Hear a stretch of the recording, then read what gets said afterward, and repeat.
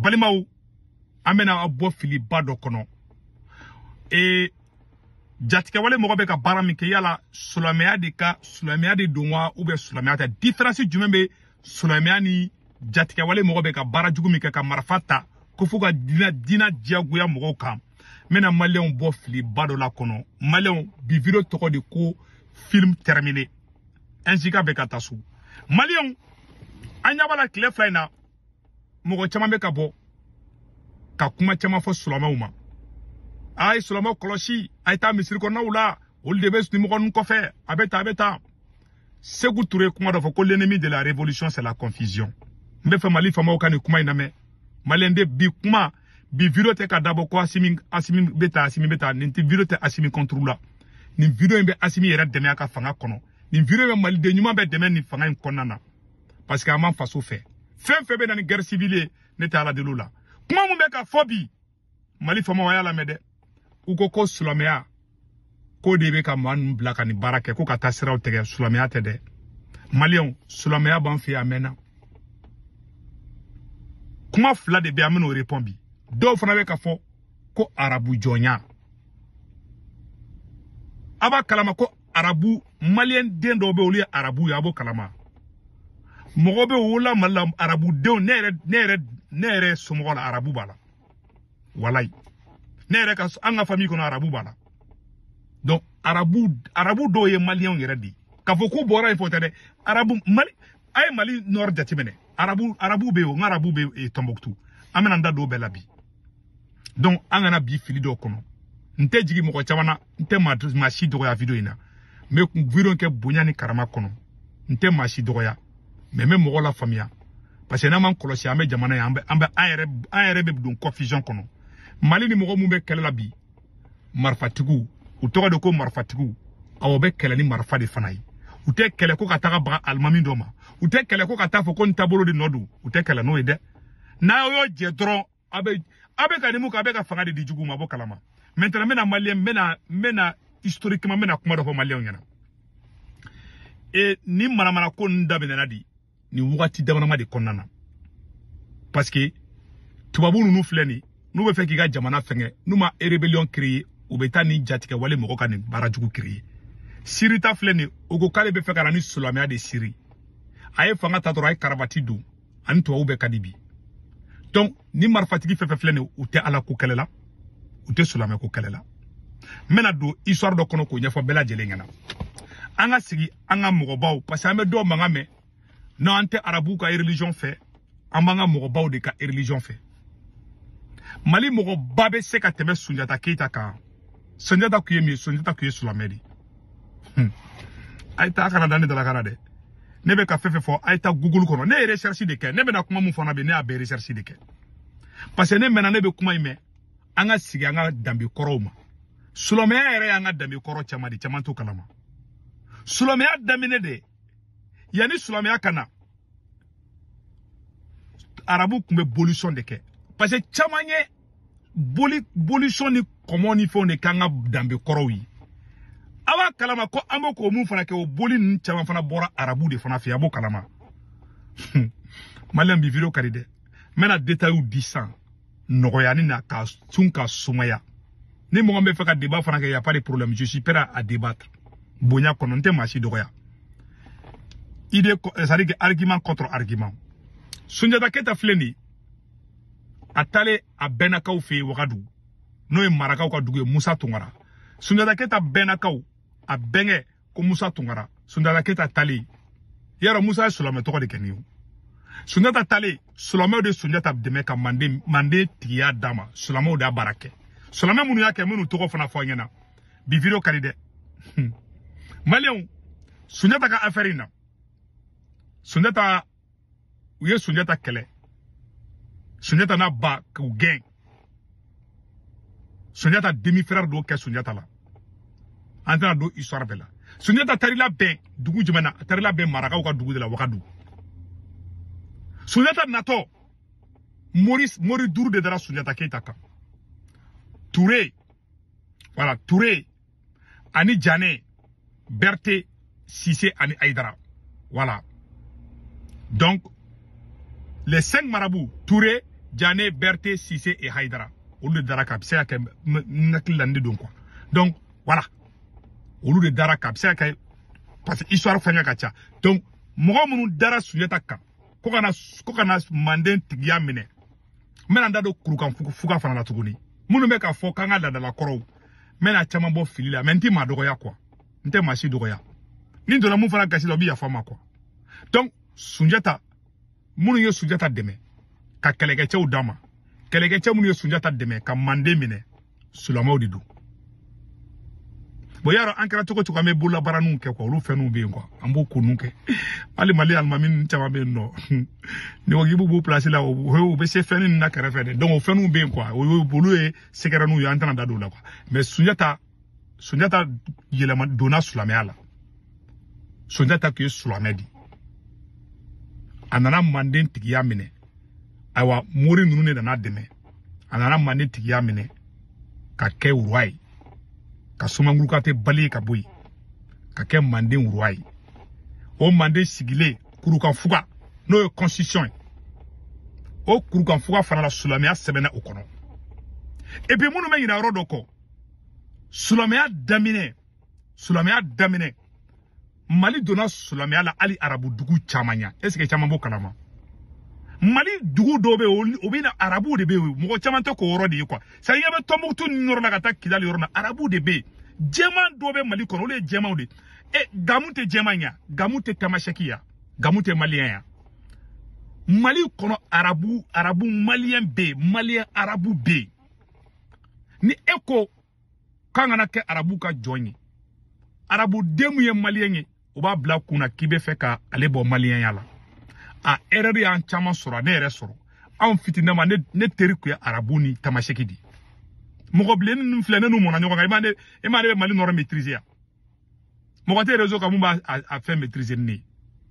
A rebeli chama be on ne demisena ke nyoko fe. Ne bu chama do.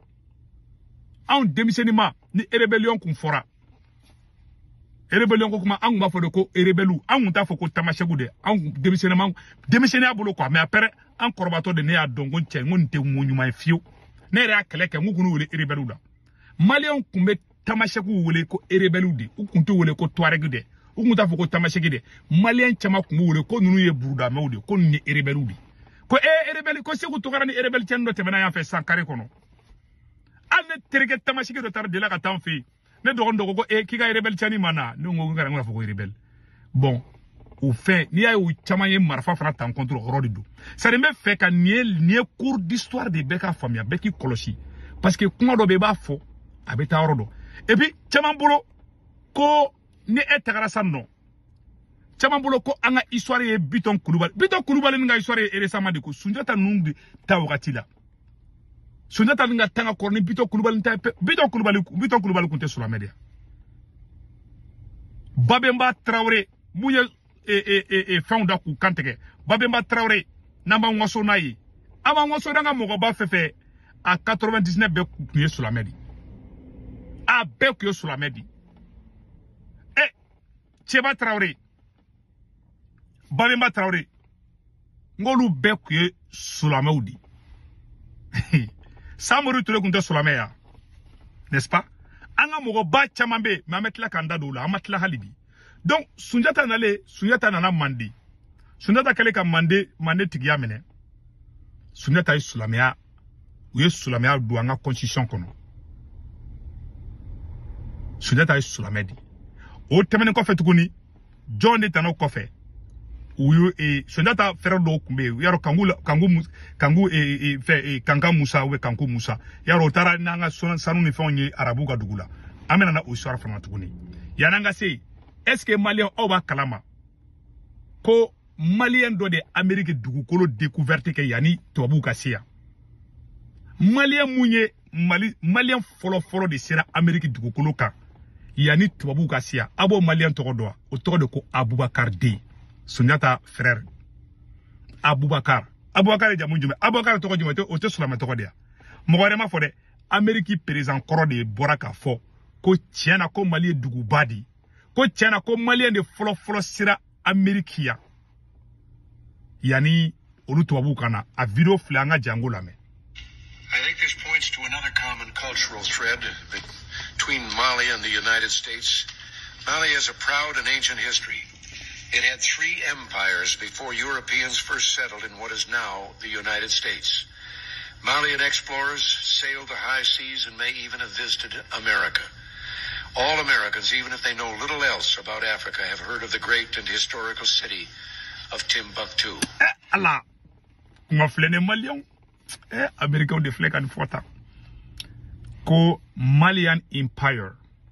has settled in America before anyone else. Donc, Abouakar Dey, ou de flon nana Amerikia. Malion, Ameriki pereza, Ronald Reagan de fleck a fota. Ni mogo ba vidéo la ne ba chima. Ko Malien de folo sienaraka solame. So avec a couleur mogo yi, kanga mogo koro baou. Do ere ba fo, ha nye mandenka oude, o mandenoude. Chama ba fo kanye mandenka oude, ma kumanime. Agla ko nako ko mande ka bungui ko mande yere de ko sulame mande tigi de mogo mi yere mande yere sigi de ko mande de mande tigi mande urwa mande masake ko Sunjata Keita Sunjata kuye sulame di mbe fe kan dogoni chama bo filila meni moye mogo chama ndame mole adoma nte mashi dogoya me me ka mu fo ay tay recherche ke abayi aya togo do Google kono nebe ka fefe fo na u togo seba Google kono ko Sunjata ka religion abe uba irila c'est simple aga na ne dala kana de mogo munu kala no ay ta ne ka kuma ay recherche kaka ni ngalo lo aga boka fo réseau ka ko nye ngalo ndeke abisa ya mbe fili kuma photo mi se ka fili menti ngalo ndeke jamais parce que ne ko karamu ko di américain nga président de boraka ni fo tanto donc université Sankore ma ya Tombouctou togo fo américain densité qui be Tombouctou togo fana kata do. La première université islamique au Kara Tombouctou de Maga Almami Bachaman Kumbe Kala Anga Tombouctou Kelin la. Maga Kelengele Moufle Sulomea Kumbe Kala Mali Kono. C'est-à-dire Mali Sulomea Damine Jamana Folo Munundona la Mali Bola dans les 100 premières années. Mali ni Maga Nmanjaya Nyogona. Bon, ambe Boliko ni fait mounou fotanto. Ambe Chenyadam fait que a Bebora Tuba, a Bebora. Sari nega ko be kuma korolen ka ko fanga nani korolen yere anga boli chama be te fa ka to fo like anga boli chama bora arabu di fi ame tienda mi ke la géomatie ngo bora Israël di anga fen chama nanaw chrétien nana Mali ko te teme 100 keme ka sulame be Mali ko na katia 100 bakele ni koy Mali misiri do be ko bumbu je m'excuse là Mali dugu do be no ou keleme kata misiri do joya rola misiri to ko de voilà ko bumbu vert nara voilà mosquée do be na kacha 100 bakele ni koy 100 wa kele ani ko kacha noi misiri do be Mali kono Soloméa ça fait partir de notre culture on y Solomé deundi Soloméa yanga culture di chamambe culture ani Soloméa ça fait partir de notre Soloméa ando di quoi au corps de kanye arabu joy arabu ere malien dendo fana be oli arabu de fray me fait ka bebo fili la net ali arabu be Mali ministériel bi Mali ministre do be bi arabu de do abo kalama Mali ministre do be bi arabu de do ne eko onyena ko arabu angana ke arabu yanga kanyere parce que chamambolo ko Mali est fiman drondi Mali te fiman dro golo jema malien B golo fiman malien B awa culture te kelingi mais malien bo filla orola ambenali empire jolikara Mali kono il y a l'empire Songhai et je m'excuse il y a l'empire il y a comment on appelle là il y a l'empire du Ghana l'empire Ouagadougou l'empire du Ghana il y a l'empire Songhai aussi n'est-ce pas au empire no au fin Nchamankera. Voilà, il y a eu l'empire du Ghana qui est l'empire de Ouagadougou, il y a eu l'empire du Mali. Voilà, l'empire du Ghana, l'empire de Ouagadougou, il y a l'empire du Mali et l'empire Songhai. Empire Fefekera Mali kono, empire bele ba Fefekera Mali kono parce que empire B ni gogo empire o jamana chama empire jamana chama de farale nyogonka. Oni urwa di segu ntekele de o segu urwa drondi o te bamako urwa ye parce que moko chama tout différence do ni ko empire chewe femba de mo munu nye empire marade ha nous e jamana bade empire du Ghana Mali Burkina Niger Fenge Sénégal o bela jele nyamoko baw olu be ko Solamedi a bɛɛ a kelen tɛ mun kun tɛ silamɛ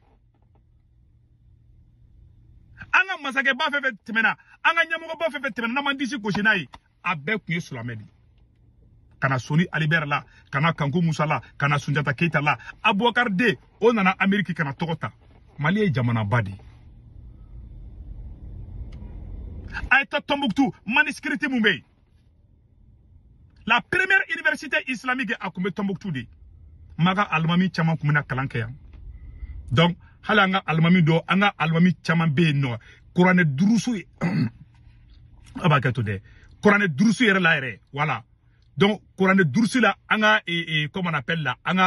ka malien dɔ de la ka taga an ka malien dɔ kɛra kuranɛ durusu kuranɛ voilà parmi kuranɛ durusu kɛla mɔgɔ minnu bɛ o ɲɛmɔgɔba yɛrɛ la a y'a a tɔgɔ voilà ko Kalbal ye Kulibali di donc Kulibali dɔ tun bɛ ko Kulibali arabu m'a prononcer ko Kalbal o de la ka o tun bɛ parmi les meilleurs minnu yɛrɛ bɛ kuranɛ durusu kɛ o tun bɛ yen mais a bɛ Maka malien de don alikaba sigilen bɛ yɔrɔ min na n ko boli de tun bɛ sɔn yen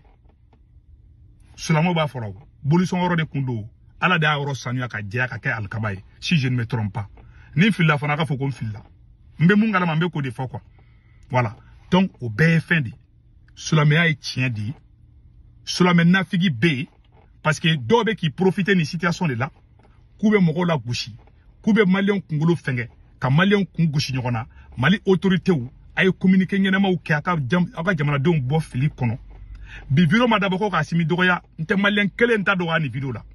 dɔw bɛ fɛ de ka guerre civile wuli par exemple dɔw bolo kan ka an ka fɛn kɔrɔw ye ko Damɔzɔn ou bien Biton Kulibali o ye bamanana de koyi o tɛ Mali bɛɛ ye dɛ ne taara ko nci tɛ bamanan tɔgɔ ye ne taara nci tɔgɔ fɔ Kidalikaw b'o de dɔn o t'o dɔn olu ka culture t'o ye o tɛ foyi dɔn o la i bɛ taa maninkaw fɛ yen hali an ka tɔgɔw tɛ kelen ye maninkaw fɛ yen Fakuru Nbakuru o ye maninka tɔgɔ ye i bɛ taa marakaw fɛ yen Yagare Magan n'i ye Magan mɛn dɔrɔn o ye maraka tɔgɔ di Magan ninnu voilà ani Modu olu caman ye maraka tɔgɔ di bon i bɛ taa fulaw fɛ yen i bɛ taa sɔrɔ yɔrɔ bɛ yen mɔɔrɔ bɛ yen tɔgɔ ninnu an ka tɔgɔw tɛ kelen ye quoi an ka fɛn caman tɛ kelen ye donc dɔw de bɛ na k'u ka siyaw ka fɛn ta k'o publicité kɛ k'o de ye manden ye o tɛ manden ye dɛ ayi manden ka bon dɛ m'o fɔ an ɲɛna dɛ parce que caman bɛ ba bio fili de kɔnɔ ni ye Biton Kulubali ni ka film lajɛ Biton Kulubali ni le roi de Ségou de o tɛ Bamako roi ye o tɛ Mali yɛrɛ roi ye le roi de Ségou o de yɔrɔnin dɔrɔn de roi de mais Sunjata ni de tun ye empereur ye donc u cɛ ka jan o empereur baw de masakɛ baw ye minnu ye jamana caman fara ɲɔgɔn kan Ségou ye dugu dɔrɔn de Babemba ninnu bon Samori Touré ninnu olu de ko Samori Touré bɛ minɛ don min na n ko kuranɛ kun b'a bolo ne ma fili n ye mun mɛn olu ye résistance kɛ dɔw de bɛ u tɛ silamɛya yɛrɛ de fɛ fiyewu u bɛ fɛ ka silamɛya la gosi de a bɛna fɔ e ko k'e ye maraka ye mais ni ko dɔ kɛra e b'a fɔ a y'a kɔlɔsi dɛ a ye taa marakaw ka boutique n bɛ exemple di aw ma e ko ne ma e ko k'e ye maraka de e de b'o bɔ e b'a fɔ ko a kɔlɔsi dɛ marakaw bɛ sɔn nin ma dɛ a ye taa marakaw ka so marakaw bɛ sɔn ka nin kɛ i y'a ye mɔgɔ la maraka tɛ marakaden halala tɛ e tɛ se ka kɛ fɛn dɔ ye k'e bɛ tila k'u fɛn na gosi e ko k'e ye silamɛ ye mais e de bɔ e bɛ ka silamɛw la gosi a bɛ fɛn de ma ko silamɛ nafigi a ye taa n ka misiri a ye taa Kuluba Assimi Goïta Mali président fɛn fɛn sigira bɛɛ silamɛ di Mali président fɛn fɛn sigira bɛɛ silamɛ a ye taa Kuluba misiri bɛ yen a ye taa fɛnkɛ la cour d'appel la misiri bɛ yen a ye taa fɛnkɛ la comment on appelle la docteur Sobaw la a bɛ taa misiri sɔrɔ a bɛɛ la Mali président bɛɛ silamɛ a bɛɛ silamɛ tɔgɔ hali n'a ka sɔrɔ Assimi Goïta jogo man ɲi mais alimami bɛ Assimi bolo mun b'a la seli Kuluba a y'a mɛn ko bolisɔn wɛrɛ bɛ Kuluba a y'a mɛn ko église bɛ yan a y'a mɛn yɔrɔ jumɛn na ko église bɛ yen ko bolisɔn yɔrɔ dɔ filɛ nin ye ko karisa bɛ taa ka bolisɔn kɛ yan o tɛ Mali yɔrɔ si mun dɔnnen don o silamɛya di n'i tɛ silamɛ ye Ala kama kana silamɛya la gosi siya bɛɛ la ɲuman bɛ yen hali bɛ den min wolo ɲuman b'a la juguman b'a la mais e tɛ se k'a fɔ a b'i n'a fɔ e tagara Bamakoka dɔ y'a tigɛ e tile kɔrɔ e taar'i sigi non Bamakokaw man ɲi i ye nkalon tigɛ maa min y'i tɔɔrɔ o y'i tɔɔrɔ oye stéréotype di ndara ma fo bamana ngana to stéréotype wala ndara ma fo mana ka ko be gushi berikilina wala korgo di wala ka febe gushi berikilina donc chama be confusion de créer nous mata fo ko flaw de be ka marfata mali contre la ou be ali politicien do be munu nye flaw yi dina nyamo do be munu nye flaw yi ou bolu kele parce que flaw di do ou bolu kele parce que do ye wa bia wi ou ba do kele tabulu kola do bo bara jugu de la mali kono mali autorité ou aye fere siri nin kola ni e bombe a retardement de mali kono ne keni men seko ke setene biviro madabo ka simi doya biviro d'abord ni mali kodi parce que nyabe mu na to lante fo ka kenga jamana kono parce que ubeka parce que nyabe do la ubeka boka viro ke aita wahabia ko misiri kono wahabia pa abe ko mun kede aw de beka fanga di binaka mogoma marfa tigi de marfa ta ka jamana kele o marfa tigi be womi ngone be to de kele point bar marfa tigi yoro donendo ni be feka marfa tigi yoye marfa ta ka taka kaita ka sara ini binaka mogo be ben point bar mais qu'est-ce qui bamako kono aita karsaka misiri kono e bo la wakati mina bina betla ka bamako yere mineki e to kul sari na yere kele la e taswa wuleme e faka bugula au lieu que ka dingini ko faka ebe ka tigi dono idogonu jalaki ebe ka ti koroke jalaki I koroke muso ha ni muso jugu de ha e korosina yani ki jo okuma chamana e ka nga fere de ngini tasuma be faka chugo jume mais do be fe malika wuli de aya korosu ti wula de donc oro bela jere te ben ko fe ka bala to wabu nu fleni anya nga fetishi chamambe to wabu nu fleni yani chrétien kana yani sulame kana ngoto wu fana kume bolution de ke bolution chama parce que chama yanga tradition ke komoko di ibise ka komoko kuma fo kologani ka nyana ube kita ka nyana mais est-ce que ibise ko to fo mogo mumbe gaw parce que anga jamana kono mali te fima farafima ndronye de arabu malien be tamasheki malien be suraka malien be suraka de malien o be akara nyina oko parce que na be kuma chaque fois abakina fo mali danye et Bamako ou bien Bamanangafo Maraka ka chakui Maraka ka kambi Maraka ka chafu ka faka Maraka kambi Bamanangambi Suraka kambi Fla kambi Fla era ni reba ngo fla ka chani malien be mais mo ma oro fenga la je flo quoi mais nye munga ni me ko fla de ka cha fla ni Maraka de ka chani malisia be mais Bamanangambi fo donc aka kolo shida be kuma nega niye misali arabu de malien be malite tubabu jonye malite arabu jonye solomea antanga tabuludi ça fait partir mali urwa fefe be a kelente munte solomé ay kelen doro to fodoro ko aba diji gushinai ka ko solomé kunta be ko solomé mali président mi mali ga yere ma horonya dama mulibo kita ko solomé de misiri be kuluba misiri be mali docteur so babela hali police so misiri be Solomé be mali kona ka tia san bakele ka soro chrétien mana chrétien nana tout récemment di colonisation wakati de la chrétien nana mali kono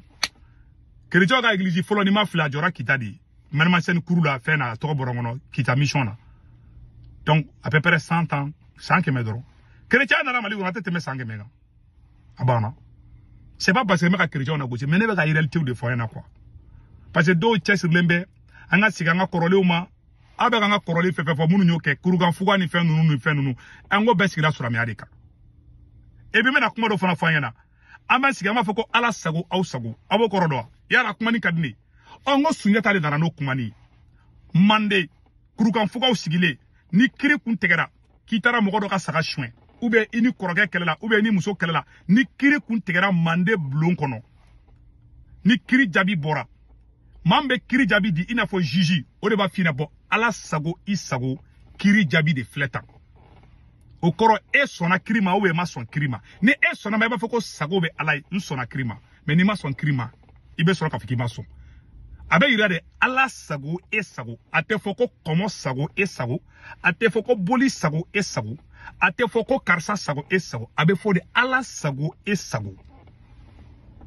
kuma be fle ala yo kuma do me ka recherche ko jeli chama kumbe so wele kom sojaja ko ka ko yamari yo we ala tokodi jeli chama modeke mo ofana ya de ma video do e amuno kedundo la donc ka fonyina Silamɛya, ça fait partir de nous. Et puis, silamɛya est ben dinadi. Silamɛya est ben dinadroni. Mogodo, peut-être, il va dans Mogodo B. Abina Fossa, non, ni est présent. Mogodo B sont un Mogo Fara Assimi non fait. Aradiko B. Mogodo B Mogo Fara, allez supporter fla. Ne de la ka Mogodo, ne a télé là. Dogo Kalbe Barcelone, fait Dogo Abe Real Madrid, fait Dogo Fara. Au cas où Bikeo. Au corte ka fuko Barcelone mayo. Et ce corps Barcelone de Mourouda qui m'a kataka et Real Madrid ka supporter fa. Donc agana bi confusion kono. Mado be ou be fait ka guerre civile de wuli. Angana siga nyogona. Marfa be Mohamed Boulou. Nanya bala, namba orodon. Anga marfa tigi woro glanga to marfa tigi kele. Kuma bana pew. Anga bo confusion kono. Aye kitabu do kala, aye ni kitabu kala blade, aye matrasa so fermé depuis Sunjata Keita clé. Kana bla bila matrasa so kele mumbe ol de be. Kumakan kelen be fo o kumakan kelen ne be ka fo bi